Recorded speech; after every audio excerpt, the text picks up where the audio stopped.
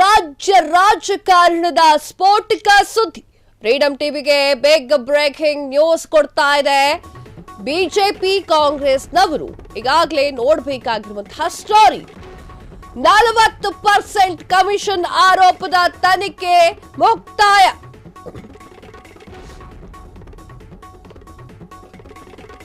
ನ್ಯಾಯಮೂರ್ತಿ ಎಚ್.ಎನ್. ನಾಗಮೋಹನ್ ದಾಸ್ ವರದಿ ಬರೋಬ್ಬರಿ 2000 ಪುಟಗಳ ವರದಿ. ಬೃಹತ್ ವರದಿಯಲ್ಲಿ ಸ್ಫೋಟಕ ಸತ್ಯ ಬಟಾಬೈಲ್.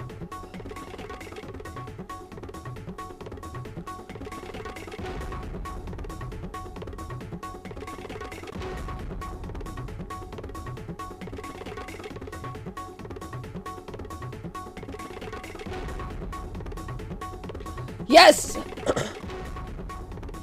ಹೌದು, ವಿಚಾರ ಇಷ್ಟೇ. ನ್ಯಾಯಮೂರ್ತಿ ಎಚ್.ಎನ್.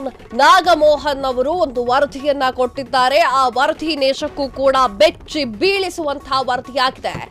ಬೃಹತ್ ವರದಿಯನ್ನ ಸ್ಫೋಟಕ ಮಾಡಿದ್ದಾರೆ. 40% ಕಮಿಷನ್ ಅಂತ ಮಾತನಾಡ್ತಾ ಇದ್ರಲ್ಲ, ಆ ಒಂದು ನಿಜವಾದ ವರದಿ ಈಗ ಫ್ರೀಡಂ ಟಿವಿಗೆ ಸಿಕ್ಕಿದೆ.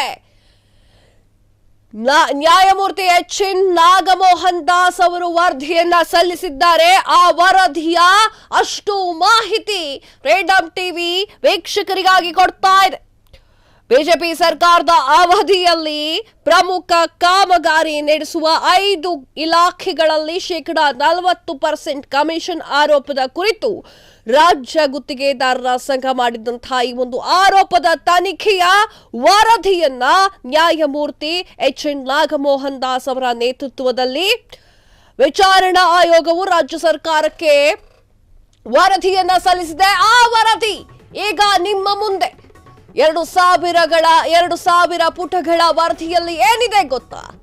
ಫ್ರೀಡಂ ಟಿವಿಗೆ ಸಿಕ್ಕಿದೆ ವರದಿಯ ಮುಖ್ಯಾಂಶಗಳು. ಸ್ಫೋಟಕ ಸತ್ಯ ಬಯಲು ಮಾಡ್ತಾ ಇದೆ ಫ್ರೀಡಂ ಟಿವಿ. ಕಾವೇರಿ ನಿವಾಸದಲ್ಲಿ ಸಿಎಂ ಕೈ ಸೇರಿದಂತಹ ತನಿಖಾ ವರದಿ.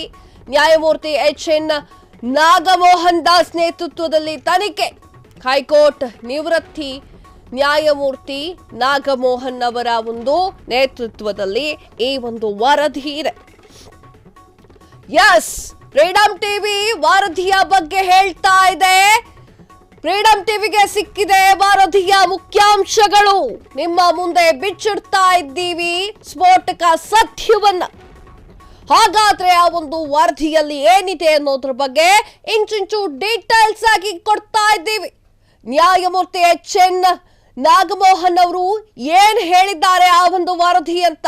ಕಾವೇರಿ ನಿವಾಸದಲ್ಲಿ ಸಿಎಂ ಅವರ ಕೈ ಸೇರಿದೆ ಆ ಒಂದು ವರದಿ. 2000 ಪುಟಗಳಿಗೂ ಅಧಿಕವಾಗಿದೆ ಆ ಒಂದು ವರದಿ. ಯಾರಿಗೆ ಅಸ್ತ್ರವಾಗಲಿದೆ 40% ಕಮಿಷನ್ ತನಿಖಾ ವರದಿ?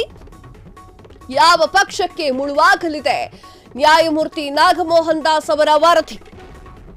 ಸರ್ಕಾರದ ವಿರುದ್ಧ ಬಿಜೆಪಿ ಬ್ರಹ್ಮಾಸ್ತ್ರವಾಗುತ್ತಾ?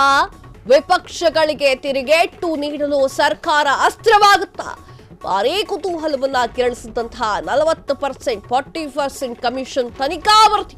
ಕಾಂಗ್ರೆಸ್ ಬಿಜೆಪಿಯಲ್ಲಿ ತಳಮಳ ಸೃಷ್ಟಿಸಿದಂತಹ ತನಿಖಾ ವರದಿ ಇದು. 2000 ಪುಟಗಳಲ್ಲಿ ಅಸಲಿಗೆ ಇರೋದಾದ್ರೂ ಏನು? ಎಸ್, ಬಿಜೆಪಿ ಸರ್ಕಾರದ ಅವಧಿಯಲ್ಲಿ ಟೆಂಡರ್ ಕಾಮಗಾರಿಕೆಯಲ್ಲಿ ಶೇಕಡಾ 40% ಕಮಿಷನ್ ಇದೆ ಎನ್ನುವಂತಹದ್ದನ್ನ ರಾಜ್ಯ ಗುತ್ತಿಗೆದಾರರ ಸಂಘವು ಗಂಭೀರವಾಗಿ ಆರೋಪವನ್ನ ಮಾಡಿತ್ತು. ಆದ್ರೆ ಕರ್ನಾಟಕ ರಾಜ್ಯ ಗುತ್ತಿಗೆದಾರರ ಸಂಘ ಮಾಡಿದಂತಹ ಆರೋಪವನ್ನ ಬಿಜೆಪಿ ಕೂಡ ತಳ್ಳಿ ಹಾಕಿತ್ತು. ಹಗರಣ ರಾಜ್ಯ ರಾಜಕೀಯದಲ್ಲಿ ಸಂಚಲನವನ್ನ ಸೃಷ್ಟಿ ಮಾಡಿತ್ತು. ಆ ವಿಚಾರವಾಗಿ ಒಂದು ದೊಡ್ಡ ಹೋರಾಟಗಳೇ ನಡೆದು ಬಿಟ್ಟಿತ್ತು. ಗಂಭೀರ ಆರೋಪಗಳು ಕೇಳಿ ಬಂದ ಬೆನ್ನಲೆಯಲ್ಲಿ ಯಾವಾಗಾಗಿರೋದು ಅಂತಂದ್ರೆ 26/7/2019ರಿಂದ 31/3/2023 ನಡೆದಿರುವಂತಹ ಕಾಮಗಾರಿಕೆಗಳ ಬಗ್ಗೆ ತನಿಖೆ ವರದಿಯನ್ನ ಸಲ್ಲಿಕೆ ಮಾಡುವಂತೆ ಸರ್ಕಾರ ಸೂಚನೆಯನ್ನ ನೀಡಿತ್ತು. ಸೊ ಆ ವರದಿಯನ್ನ ಈಗ ಫ್ರೀಡಂ ಟಿವಿ ವೀಕ್ಷಕರ ಮುಂದೆ ಇಡ್ತಾ ಇದೆ. ವಿಪಕ್ಷಗಳಿಗೆ ತಿರುಗೇಟು ನೀಡಲು ಸರ್ಕಾರಕ್ಕೆ ಅಸ್ತ್ರ ಸಿಕ್ಕಂತಾಗತ್ತಾ ಅಥವಾ ಕಾಂಗ್ರೆಸ್ನ ಬಾಯಿ ಮುಚ್ಚುತ್ತಾ ಬಿಜೆಪಿ ಆ ವರದಿಯಲ್ಲಿ ಎಲ್ಲಾ ತರಹದ ಮಾಹಿತಿ ಕೂಡ ಇದೆ. ನಿಮ್ಮ ಫ್ರೀಡಂ ಟಿವಿಗೆ ಸಿಕ್ಕಿದೆ ಆ ಒಂದು ವರದಿ. ಎಸ್, ಆ ಒಂದು ವರದಿಯಲ್ಲಿ ಏನಿದೆ ನೋಡ್ತಾ ಹೋಗೋಣ.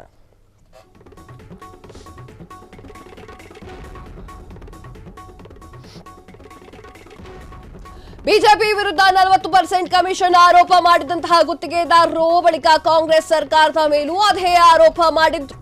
ಎರಡು ಪಕ್ಷಗಳ ರಾಜಕೀಯ ಕೆಸರೆರಚಾಟಕ್ಕೆ ವೇದಿಕೆಯಾಗಿದ್ದಂತಹ ಆ ಒಂದು ಆರೋಪ, ಪ್ರಮುಖ 5 ಇಲಾಖೆಗಳಲ್ಲಿ ಕಮಿಷನ್ ದಂಧೆ ಆರೋಪ ಕೇಳಿಬಂದಿತ್ತು.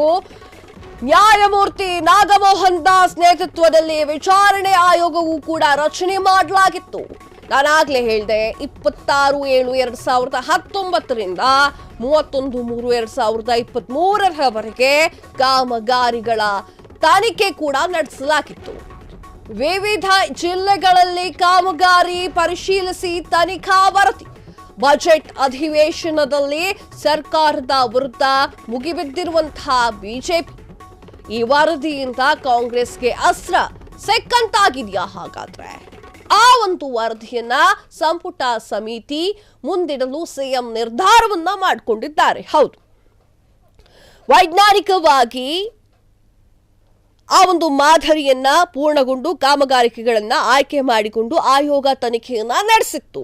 ಆ ಒಂದು ಆಯೋಗದಲ್ಲಿ ಎಲ್ಲಾ ಜಿಲ್ಲೆಗಳು, ಎಲ್ಲಾ ಮಾದರಿಯ ಕಾಮಗಾರಿಕೆಗಳು ಹಾಗೂ ಎಲ್ಲಾ ಮೊತ್ತದ ಕಾಮಗಾರಿಕೆಗಳನ್ನ ಪರಿಶೀಲಿಸಿ ಆಯೋಗ ತನಿಖೆಯನ್ನ ನಡೆಸಿದೆ ಅಂತ ಹೇಳಿ ಆಯೋಗದ ಮೂಲಗಳು ತಿಳಿಸಿದೆ. ಬಜೆಟ್ ಅಧಿವೇಶನ ನಡೆಯುತ್ತಾ ಇದ್ದು ರಾಜ್ಯ ಸರ್ಕಾರದ ವಿರುದ್ಧ ಬಿಜೆಪಿ ವಾಗ್ದಾಳಿಯನ್ನ ನಡೆಸ್ತಾ ಇದೆ. ಇದರ ಮಧ್ಯದಲ್ಲೇ ಬಿಜೆಪಿಯ ವಿರುದ್ಧ ಆಯೋಗ ಸಲ್ಲಿಸಿರುವಂತಹ ವರದಿಯು ವಿಪಕ್ಷಗಳಿಗೆ ತಿರುಗೇಟು ನೀಡಲು ಸರ್ಕಾರಕ್ಕೆ ಹೊಸ ಅಸ್ತ್ರಗಳು ಸಿಕ್ಕಂತೆ ಆಗ್ತಾ ಇದೆ. ಈ ನಡುವೆ ವರದಿಯನ್ನ ಸಚಿವ ಸಂಪುಟದ ಮುಂದೆ ಇರಿಸಲಾಗುವುದು ಅಂತ ಹೇಳಿ ಸರ್ಕಾರಿ ಮೂಲಗಳು ತಿಳಿಸಿದೆ. ಈಗ ಕಾದು ನೋಡಬೇಕಾಗಿದೆ, ಆ ಒಂದು ಅಸ್ತ್ರವನ್ನ ಕಾಂಗ್ರೆಸ್ ಎತ್ತಿಕೊಳ್ಳುತ್ತಾ ಅಥವಾ ಕೈ ಬಿಡುತ್ತಾ ಅನ್ನೋದನ್ನ.